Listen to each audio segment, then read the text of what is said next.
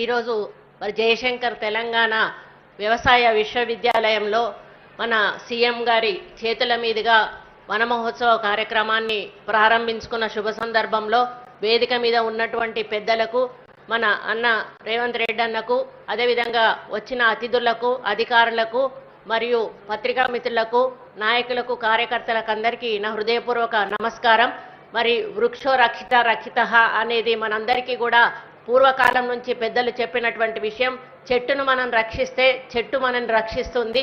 మరి ఈ రోజుల్లో మనకు ఏదైతే రియల్ ఎస్టేట్స్ వస్తూ ఉన్నాయో దానివల్ల మనం చెట్లను నరకడం వలన ఈ గ్లోబల్ వార్మింగ్ అనేది వస్తూ ఉంది. ఈరోజు భూకంపాలు రావడం కానీ సునామీలు రావడం కానీ ఇవన్నీ కూడా మనం చెట్లు మరి నరకడం వల్లనే వర్షాలు సకాలంలో రాకపోవడం ఇటువంటి ఇబ్బందులు జరుగుతూ ఉన్నాయి. ముఖ్యంగా అడవుల్లో చెట్లను నరికితే ఈరోజు అక్కడ ఉన్న కోతులు మనకొచ్చి మన ఊర్ల మీద పడుతున్నాయంటే వాటికి అక్కడ తిండి లేకపోవడం వలన.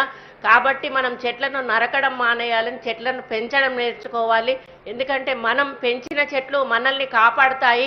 మన భవిష్యత్తు తరాలకు కూడా అవి తప్పకుండా వాళ్ళకు ఉపయోగపడతాయి. ముఖ్యంగా బయోడైవర్సిటీ అనేది మనం రక్షించబడుతుంది. ఎందుకంటే జీవజాలం అనేది బతకాలి అంటే చెట్లు తప్పనిసరిగా ఉండాల్సిన అవసరం ఉన్నది. కాబట్టి మనం చెట్టు అవసరాన్ని గుర్తించుకొని మనం చెట్టును పెంచి మరి పెద్ద చేసి మనల్ని మనం రక్షించుకోవాలి.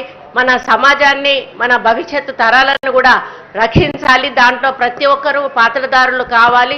మనిషి ఒక చెట్టు నాటినా కూడా సరిపోతుంది.